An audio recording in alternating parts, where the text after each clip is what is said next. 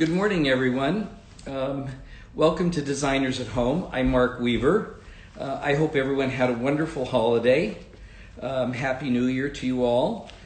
And this morning, we've got a wonderful guest, my dear friend, Kimberly Davis from the Louver Gallery in Venice, California. So Kimberly is going to sign on in a moment. For those of you not familiar with the gallery, it's located in Venice, and Kimberly has been the director here. I think she's going to join us shortly here. Director for many, many years, and she's a Los Angeles native, and here we are with Kimberly. How are you? Hello, Mark. Nice to see you. Nice to see you. So, Kimberly, you're an LA native, but you migrated to Detroit, and then you were in New York for a period of time. Yes, I started at school and went on to work at the Guggenheim and PS1 and doing consulting work, corporations while I was there. And then I was offered a job to move back to California, where I thought, oh, 2 years, it won't make any difference. It was 1979. Here I am. And so how did you become associated with the LA Louver Gallery and Peter? Well, I met Peter right away when I came. He had a magnificent exhibition on at that time called This Knot of Life, which explored British figurative painting. It was one of the first exhibitions to do so in the United States and certainly in Los Angeles, introducing Frank Auerbach, Francis Bacon, Leon Kossoff, David Hockney, Michael Andrews, all of who, were superstars. And I, of course, came out to see the show. I knew David. I was involved with Leon as well in what I was doing. And we formed a friendship then, and which has continued to this day. Well, that's wonderful. So the gallery is a great location. For years, I've loved visiting the gallery in Venice. It's surrounded by great restaurants, and it's actually surrounded by some of the most influential artists in Los Angeles and the United States. I remember I used to visit Robert Graham at his studio. I know Billy Al Bangston had his studio right near you. Well, we opened a gallery in 1980, or Peter opened a gallery in 1980 in what was Larry Bell's studio. Robert Irwin was still there on the street, on Market Street. And in the neighborhood was Ed Moses and Chuck Rinaldi and Guy Dill and Laddie Dill. And I mean, of course, Larry was still here, Jonathan Borofsky, Bob, of course, and it was at the scene. That was why he decided to open the gallery here to begin with, because there were so many studios. There were collectors coming down to see people's work just because this is where the artists were. Right. That was the center for the art world in Los Angeles at the time. That's right. Los Angeles has grown tremendously, but it's still a hub for artists today. It still is. There's still a lot of artists who are here. Ken Price and Billy Al Bangston had a nice studio around the corner, and Ed Moses used it for a storage space there on Mildred and Pacific. It was sort of halfway in between our two galleries. We would sometimes take our clients from one gallery to Ed's studio to Market Street. It was always fun. Yeah, Market Street. I remember the days when 72 Market Street the restaurant was open there, and it was just, it was so much fun visiting that area, and it still is. There's a lot of energy there. Yeah. So in this COVID era, how are you guys dealing with shows and people that want to visit the gallery? Well, when everything really shut down in March, we had just opened an exhibition by Tom Woodall and Don Suggs. It was really only open for 4 days. We had an opening. Over 300 people were here on March 11th, and March 13th we closed down. We've allowed people to come in by appointment, and that has worked pretty well overall. And what we've done is developed other means for people to see exhibitions, online viewing rooms, private visits as well to the gallery, because the experience of seeing art is still an experience people want to have. And in a limited fashion, we have allowed people to make appointments directly with directors to view specific works of art. When things got worse and we were really closed over the whole course of the summer, we had planned to do some renovations in our building under any circumstance. We took the opportunity to make a big exhibition that was in celebration of our 45th anniversary, which we called 45 at 45. And that's your current show, right? It's our current show. Right. And later on in our conversation, if we have time, I'll be happy to walk you through some of the upstairs gallery here, and you can see some of the things that are here, which it's a fantastic show. And it wasn't meant to only show what we had done, it was have coming up. And or just artists that we loved and whose work we thought was important and going on at this moment. So looking forward, looking backwards, looking at all kinds of different programs like our Rogue Wave program. Behind me here is a small painting, although it looks quite large on the screen, by Heather Gwen Martin. It's a fantastic work. She's an amazing... And who is the artist? Her name is Heather Gwen Martin. She's originally from Saskatchewan, but grew up in San Diego, went to the Art Institute of Chicago and to UCS, the university in San Diego as well, not UC, but the other. Now that will be bad, I can't remember the name. And it's a marvelous school as well. And she's done beautiful projects throughout La Jolla with the murals of La Jolla and exhibitions all over the United States now, recently in New York as well. She had a very successful exhibition. And we will, coming up, have a show of some of her most recent work coming up, I hope, later in the year, probably later this year, late spring, early summer. So we have several people who are watching today have said, oh, they're so excited about having a tour through the gallery. So I guess we better not disappoint them. We won't disappoint. Kimberly, you mentioned some of the programs that you have there at LA Louver, such as your online exhibitions. I know you mentioned one to me about LA Futurism, and you have a Zoom conversation, I think, coming up next week. Can you tell us a little bit about, because while people may not be able to visit the gallery right at this particular time, there are things that they can do that are really fascinating. Well, we've had a very lively, we've all learned a lot about doing online programming and live events, and we had a lively, through the summer, cocktail hour called Mixed Media, where we all sort of chose an artwork and then created a drink to go with it, filmed it live and with the artwork and the drinks together, and everybody's drinking more, so it was fun. And eating more, of course. But what we have coming up, originally scheduled for this past Wednesday, was a live conversation with Gajin Fujita about a particular painting in our show, which I'll show you in a minute. What is it called? Home Field LA. Oh yes, Home Field LA, excuse me. And it's an unusual work for him because although he uses primarily imagery that comes from Los Angeles, he combines it with traditional ukiyo imagery. This work is a self-portrait and it does not include any ukiyo imagery. And so we had scheduled on Wednesday an IG Live with him, which has been rescheduled to Monday. And then on the following Wednesday, we will have an LA Futurism with Gajin and Patrick Martinez, Gabriela Sanchez, and Koshin Finley, of course, who's a marvelous young artist.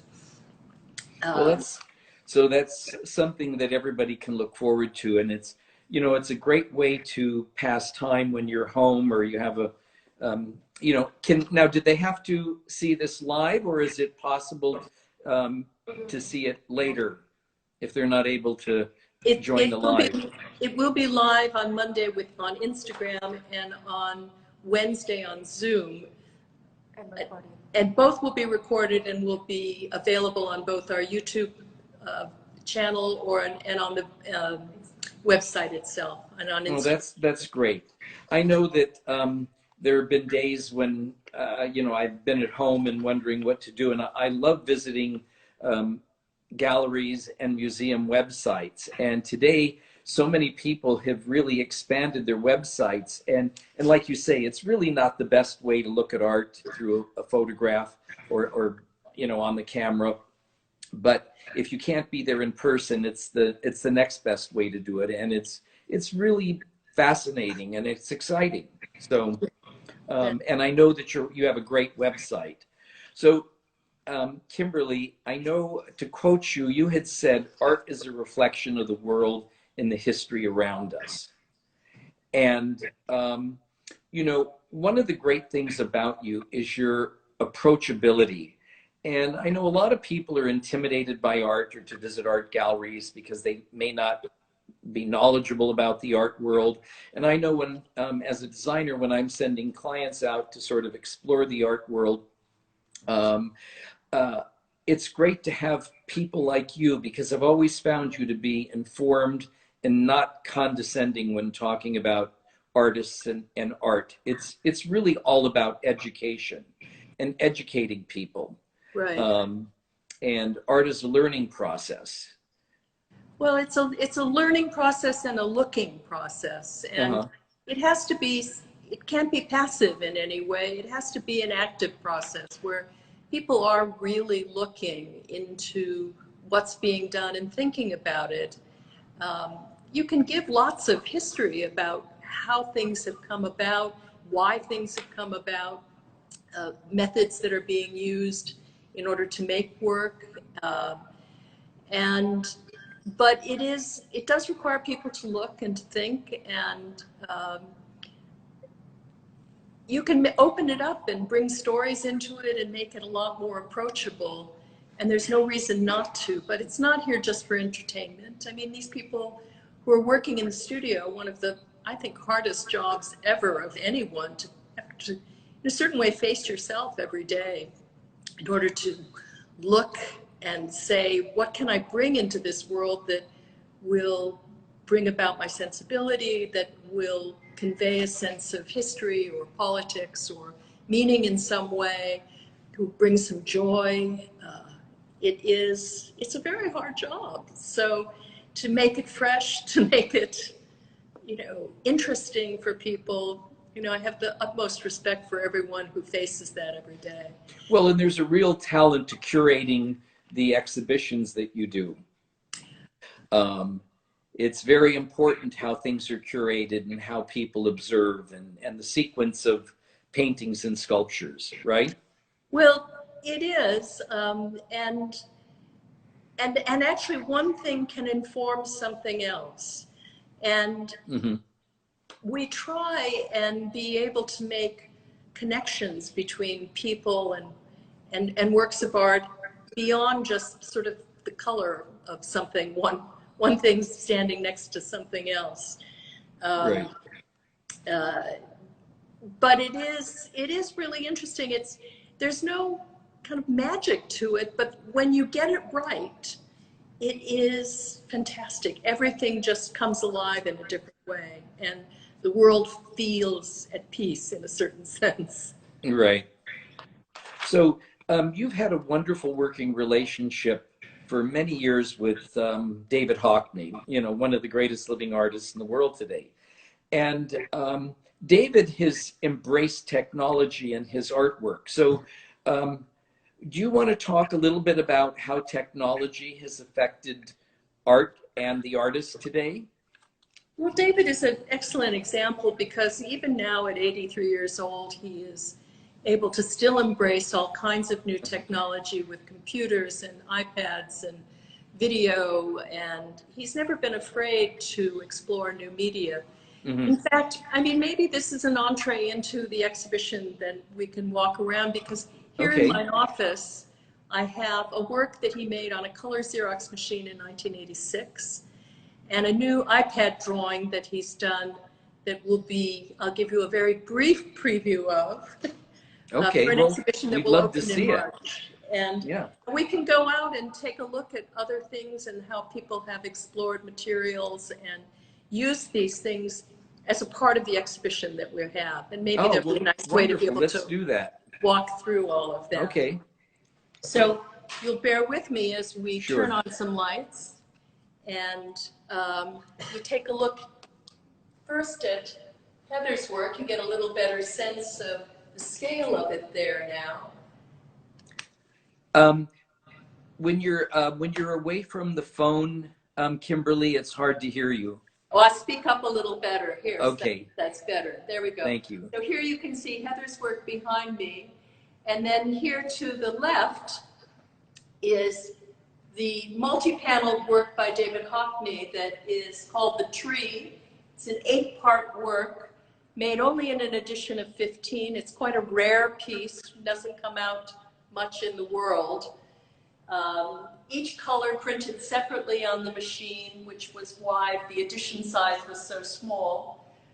Imaginatively framed in a very old-fashioned conservative way, but giving you the sense of joy and life and, you know, reaching out into the world, growing from the roots all the way up to the beautiful leaves in homage to Matisse.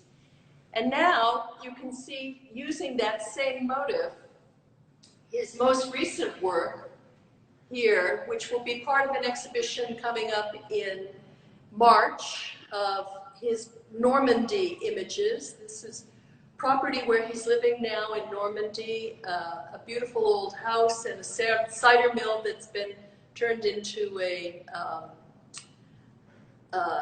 studio space for him, and the trees and the sense of life are still very much a part of him. Can you pull in a little closer on that painting? It's really spectacular. There we go, right into it, and you'll come in and you'll see lots of images of his house. Like, this is just the side of it, sort of the entryway into it, and over there through that. And they're marvelous. They come from ink drawings that he did, and then drawings made on the computer as well. But you'll have to wait to see more of that. Let's go over, we'll look at Gagin's work here, because I don't want to give it away for the exhibition that's coming up. All right, okay. This is Gagin's work, Home Field, and this is Lorena Street up here where he grew up, stop sign, and then an image of him that is with the KIIS, the K2S, Kill to Succeed, his graffiti group. He's had collaborations with many of the artists he's worked with over time, Prime, Decker, Retina, have all contributed in this work as well. And an homage to his parents, written quietly in the gold leaf that's behind it, and quite an amazing piece there. Yeah, you missed, when you pull in, you can see the texture and the layering on this piece. Well, it's amazing. It is gold leaf that he's put in through all of this. There are, you can see the gold leaf of the K2S and the priority mail. But let's go into the gallery and we'll see some of his other work as well.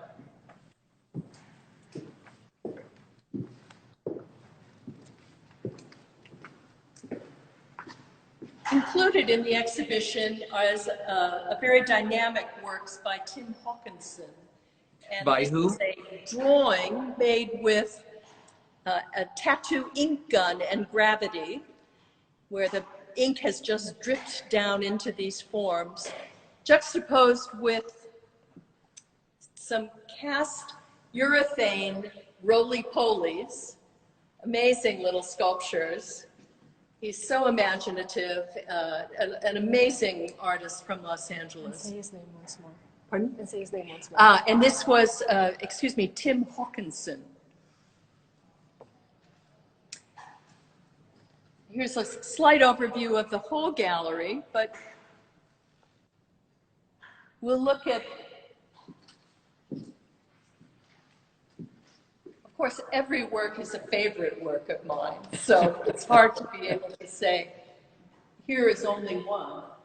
This is Liza Liu, and when you come into talking about technology, these are made up of individual beads that have been tied together to form a fabric and painted on top of that. This is a very romantic work called Night Song. Mm-hmm. You pan back from there. Yeah, now you can, the close-up shows you the beads and the texture. The beads and all of that. It's a beautiful piece.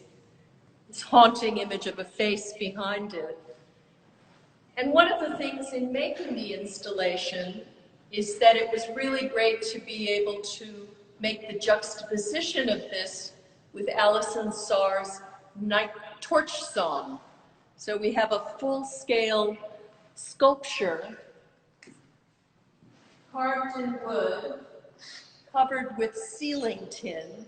So here's someone who's using traditional elements of assemblage and found materials with piano keys and ceiling tin on top of all of this. You know, looking back in homage to, what's it for? It's Nina Simone. Nina Simone. Good Lord, how can I forget that? Torch songs for this particular time is very amazing. A young artist from Los Angeles, Carmen Argote, this is called Test Pockets, using ceramic glazes that have bled through the linen onto what look like sponges, but are actually cast sponges in porcelain at the very bottom of this work. So an extraordinary use of clay in an unexpected fashion. And there's a great juxtaposition of this work with Tia Pulitzer, who's created this work, shining nicely in the sunshine here now. This is also made in ceramic, but painted with automotive paint. And what is the color of this piece? It is a lavender color. It's called Hesperus and Phosphorescence Hair. And it is looking back into the room as if startled from something else going on. But the pedestal is not clay, it is painted, but in the same automotive paint as the other. All kinds of technology is used through this exhibition. And this is part of the 45 on 45 That's exhibition? Right. The entire, this is this part of and the how long will this be up? And we have a celebration. How long will it be up? Oh, sorry. The exhibition is scheduled to be up till the end of January, but we are really only allowing people on a very one-by-one basis, just due to the COVID situation here right now. Okay. So if anyone can contact me directly or the gallery directly, calling the gallery, there is someone here, and we'll make appointments to take you through if you're serious about any of the things that are here. Well, continue. I didn't mean to interrupt you. No, it's fine. I don't want to negate the fact that the gallery has a sort of centered in traditional painting ideas, and we have a very beautiful nude painting by Leon Kossoff. In February, our next sort of, at the break time in between 45 by 45, we will put up an exhibition of Leon Kossoff's Bacchanal Before a Herm and related drawings and prints that he did in the National Gallery and the Royal Academy at the time of the Poussin exhibition about 20 years ago. Kossoff is a master of painting in London. these very luscious surfaces are really come alive when you see them. And although they look like they're painted over and over and over, he's really just scraped down wooden surfaces after extensively drawing with work.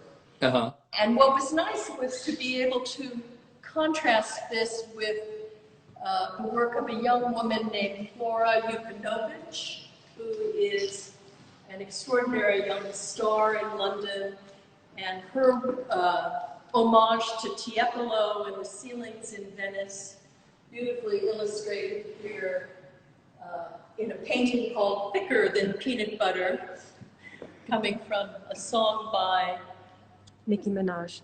Nicki Minaj, that's It's right. beautiful. It's really quite beautiful. Beautiful, yeah, Yes. she's terrific. And here, and we can pan to this to see this extraordinary work by Nick Cave. This is a sculpture in both wood and bronze. And called Platform.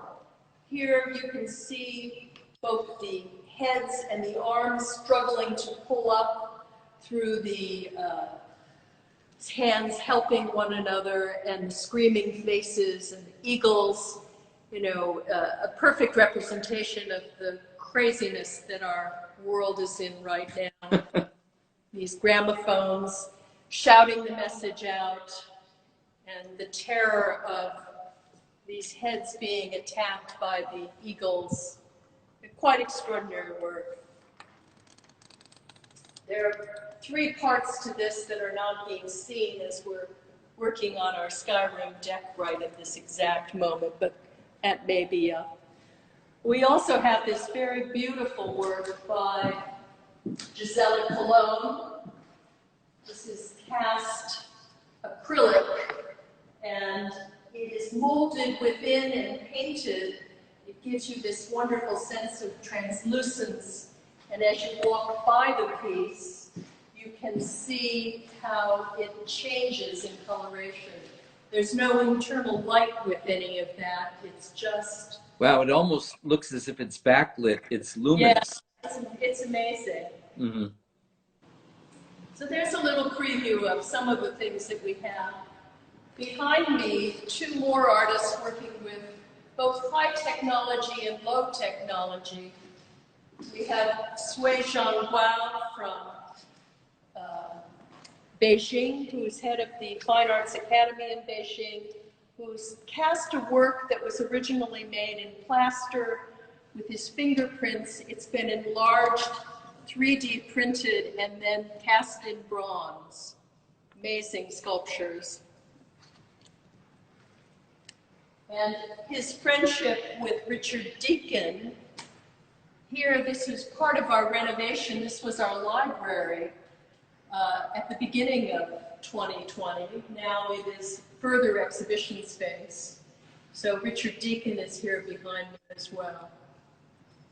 Well, this is great, Kimberly. It's such a treat for you to take us through the gallery. And I hope that this inspires people to go on the website when the time comes to visit you, because I've always found that whatever exhibition, it's always an exciting show.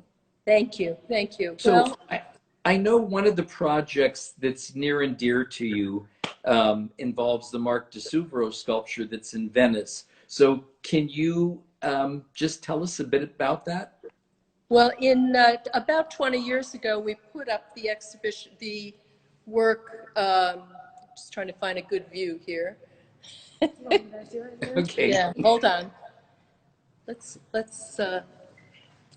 go back to Leon at least. Here we go. Yeah, you take this here.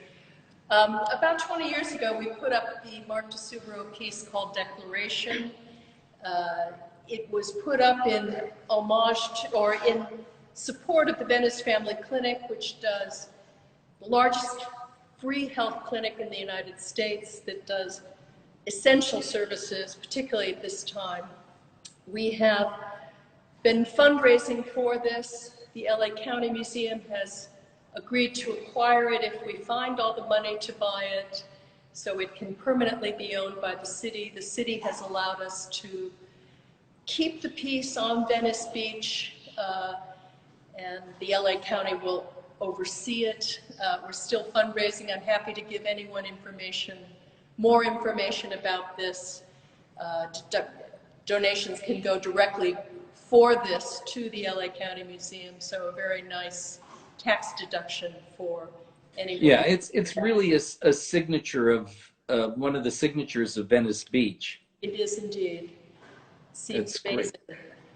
Well, we've come to about half of the $4 million we need to raise. So Great. Coming into it, but anyone out there that would like to help, please contact me. I'll be happy to give you more information. Good. Thanks for letting me make a little promotion about it. Okay, well, that's good. We need people to be involved in the art community. It's wonderful. Well, it is the community itself that's really important, that we are supporting not only the arts that are here and all the technology that's developed through Snapchat, through Google, through all the different tech companies that have now opened up in the big spaces that are here. These are young people that are now beginning to collect art. It's our next generation of people that we need to keep informed. And Yes. we're happy to do so. A lot of That's interesting people out there right now. The gallery has not only people that buy locally, you have an international reach. You sell to museums, foundations all over the world. That's right.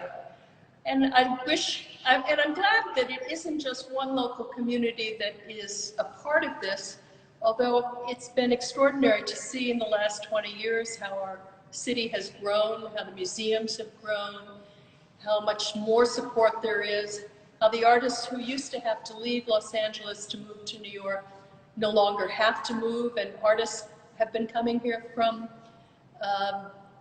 Europe and New York to find places, big studio spaces. So the art scene has really become revitalized following on from the last recession of the 90s. A lot of people took jobs that were teaching, and from those teachers came extraordinary students. In fact, our Rogue Wave program began with that in 2001 because we didn't feel anyone was really looking at the artists that were in our community, and that was a way to do that. And that's subsequently gone on to be like Made in LA at the Hammer, which has developed into an extraordinary program that's come out of all of that same idea. Great celebration of our wonderful city. I can't imagine living anywhere else. I feel very lucky for it. And well, I think we are very lucky. You know, Los Angeles, when I first moved to Los Angeles in the 60s, you had to go to New York or London to see great design, great architecture, and you know, it's really changed. LA has become a world center for art, architecture, and design, and it's a very vibrant, creative community. Well, you've done an amazing job to keep that all going here, Mark, and we can thank you. Well, thank you, Kimberly. So have you. Anyway, it's been a real treat to have you take us through the gallery. Thank you. As I said before, I hope people, we have hope ahead of us, because everything looks like it's going to be opening up sometime this year, and I hope they'll take the time to come in and visit, because it's a wonderful experience. And I appreciate you taking the time today to educate us and to take us through the gallery. Well, thank you, Mark, for giving me the opportunity to share this with you and all your viewers, and we look forward to happier days ahead. Great. Thank you, Kimberly. Take care now, Mark. All right. Bye-bye. Well, I want to thank everybody for joining us today, and I hope that was inspiring to see some of the incredible artwork at the gallery and to visit with Kimberly. I've known Kimberly for so many years. In fact, the first piece of art that I bought from LA Louver, and I treasured it and You know, it's just always been a favorite piece. So we have another Designers at Home coming up in 2 weeks. Our schedule for January is being rearranged right at the moment because a lot of our guests are not back from the holidays. So we will keep you informed who our next exciting guest will be, and the flyers will be coming out shortly. So please watch for that. And for those of you that can't see our live shows, remember, under Mark Weaver and Associates, you can visit us on Instagram, our podcast, or our YouTube channel. So thank you again for joining me on Designers at Home today. Stay healthy and be safe. Bye-bye.